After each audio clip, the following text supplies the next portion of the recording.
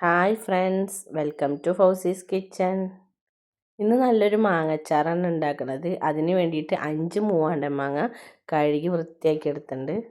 ഇനി മാങ്ങ ഓരോന്നായിട്ട് ചെറുതായി അരിഞ്ഞെടുക്കുന്നുണ്ട്. അച്ചാറിടാൻ വേണ്ടിയിട്ട് ഏറ്റവും ബെസ്റ്റ് മാങ്ങ മൂവാണ്ടൻ മാങ്ങ തന്നെയാണ്. മൂവാണ്ടൻ മാങ്ങ ഇഷ്ടമില്ലാത്ത ആരും ഉണ്ടാവില്ല അല്ലേ. ഇനി അരിഞ്ഞു വെച്ച മാങ്ങ ഒക്കെ നമുക്കൊരു ബൗളിലേക്ക് ഇട്ട് കൊടുക്കുക. എന്നിട്ട് ഒരു പിടി കല്ലുപ്പ് അതിലേക്ക് ഇട്ട് കൊടുക്കുന്നുണ്ട്.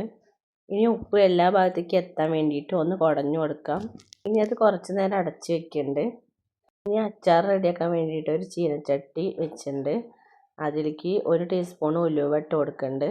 ഉലുവ വറുത്ത് മാറ്റി വെക്കുന്നുണ്ട്. ഇനി ആ ചട്ടിയിൽ തന്നെ 3 ടേബിൾ സ്പൂൺ നല്ലെണ്ണ ഒഴിച്ച് കൊടുക്കുന്നുണ്ട്. നല്ലെണ്ണ നന്നായിട്ട് ചൂടായിട്ട് വരുമ്പോൾ അതിലേക്ക് ഒരു പീസ് കായം ഇട്ട് കൊടുക്കുന്നുണ്ട്.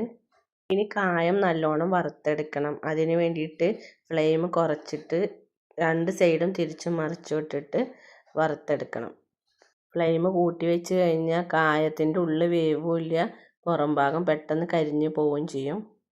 ഇപ്പോൾ നമ്മുടെ കായം ആയി കിട്ടിയിട്ടുണ്ട്. ഇനി നമുക്ക് ആ എണ്ണയിലേക്ക് 1 ടീസ്പൂൺ കടുക് ഇട്ട് കൊടുക്കാം. കടുകൊക്കെ നന്നായിട്ട് പൊട്ടി വരട്ടെ. ഇപ്പോൾ കടുകൊക്കെ പൊട്ടി വന്നിട്ടുണ്ട്. ഇനി നമുക്കിതിലേക്ക് കറിവേപ്പില ഇട്ട് കൊടുക്കാം. 1 പിടി കറിവേപ്പില ഞാൻ ഇട്ട് കൊടുക്കുന്നുണ്ട്. കറിവേപ്പില ഇവിടെ വീട്ടിലുള്ളതുകൊണ്ടാണ് ഞാനൊരു പിടി ഇട്ട് കൊടുത്തത്. ഇതുപോലെയുള്ള നാടൻ വിഭവങ്ങളൊക്കെ ചെയ്യുമ്പോൾ കറിവേപ്പില ഒഴിവാക്കരുത്, നല്ലൊരു ഫ്ലേവർ തരും. ഇപ്പോൾ കറിവേപ്പില ആയി വന്നിട്ടുണ്ട്. ഇനി 1 ടേബിൾ സ്പൂൺ ഇഞ്ചി വെളുത്തുള്ളി പേസ്റ്റ് ചേർത്ത് കൊടുക്കണം. ഇഞ്ചിയുടെയും വെളുത്തുള്ളിയുടെ ഒക്കെ പച്ചമണം മാറണ വരെ നന്നായിട്ട് വഴറ്റി കൊടുക്കണം. കളറൊന്ന് മാറി വരുന്ന വരെ വഴറ്റണം. ഇപ്പോൾ കളറൊക്കെ മാറി വന്നിട്ടുണ്ട്. ഇനി നമുക്ക് മുളക് പൊടി ചേർത്ത് കൊടുക്കാം. 1 ടീസ്പൂണ് നല്ല മുളക് പൊടിയും 2 ടേബിൾ സ്പൂണ് കാശ്മീരി മുളക് പൊടിയാണ് ഞാൻ ഇവിടെ ചേർത്ത് കൊടുക്കുന്നത്. ഇത് നന്നായി വഴറ്റിയെടുക്കണം. ഈ സമയത്ത് നേരത്തെ വറുത്ത് വെച്ച കായും ഉലുവയും കൂടി ഞാൻ പൊടിച്ച് വെച്ചിട്ടുണ്ടായിരുന്നു. അതിപ്പോൾ ഇതിലേക്ക് ചേർത്ത് കൊടുക്കുന്നുണ്ട്. ഇനി അതും കൂടി ഒന്ന് വഴറ്റിയെടുക്കുന്നുണ്ട്. ഇപ്പോൾ മുളക് പൊടിയുടെ ഒക്കെ പച്ചമണം പോയിട്ട് റെഡിയായി വന്നിട്ടുണ്ട്. ഇനി ഞാൻ ഇതിലേക്ക് 1 ഗ്ലാസ് തിളച്ച വെള്ളം ഒഴിച്ച് കൊടുക്കുന്നുണ്ട്. ഇതെല്ലാം കൂടിയിട്ട് നന്നായിട്ട് ഇളക്കിയിട്ട് യോജിപ്പിച്ച് കൊടുക്കുന്നുണ്ട്. അപ്പോൾ നമ്മുടെ അച്ചാറിനുള്ള കൂട്ടൊക്കെ ഇവിടെ റെഡി ആയിട്ടുണ്ട്. ഇനി നമുക്ക് ഫ്ലെയിം ഓഫ് ചെയ്തിടാം.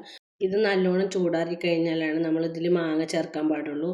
ഇപ്പോൾ ചൂടൊക്കെ ആറി കഴിഞ്ഞിട്ടുണ്ട്. അപ്പോൾ ഞാൻ ഈ മാങ്ങ ഇതിലേക്ക് ഇട്ട് കൊടുക്കുന്നുണ്ട്. നന്നായി ചൂടാറാതെ നമ്മൾ അതിലേക്ക് മാങ്ങ ഇട്ട് കൊടുത്തിട്ടുണ്ടെങ്കിൽ മാങ്ങ ഒക്കെ വെന്തിട്ട് അച്ചാറിൻ്റെ ടേസ്റ്റ് തന്നെ മാറിപ്പോവും. മാങ്ങയും അച്ചാറിൻ്റെ കൂട്ടും കൂടി നന്നായി യോജിപ്പിച്ചെടുക്കണം. എല്ലാ ഭാഗത്തു കൂടിയും നന്നായി യോജിപ്പിച്ചെടുക്കണം. ഈ സമയത്ത് ഉപ്പ് കുറവുണ്ടോ എന്ന് നോക്കിയിട്ട് അതിട്ട് കൊടുക്കണം. ഇതിലിപ്പോൾ ഉപ്പ് കറക്റ്റായിട്ടാണ് വന്നിരിക്കുന്നത്, അതുകൊണ്ട് ഞാൻ ഉപ്പ് ചേർത്ത് കൊടുക്കണില്ല. അപ്പോൾ നമ്മുടെ നാടൻ മാങ്ങാച്ചാറിൻ്റെ റെസിപ്പി ഇഷ്ടമായിച്ചാൽ ട്രൈ ചെയ്തിട്ട് കമൻറ്റ്സ് ഇടണേ. വീഡിയോ ഇഷ്ടപ്പെട്ടാൽ സബ്സ്ക്രൈബ് ചെയ്ത് സപ്പോർട്ട് ചെയ്യണേ. കൂടെ ബെൽ ബട്ടണിൽ ഓൾ ഒന്ന് പ്രസ് ചെയ്യണേ. Thank you.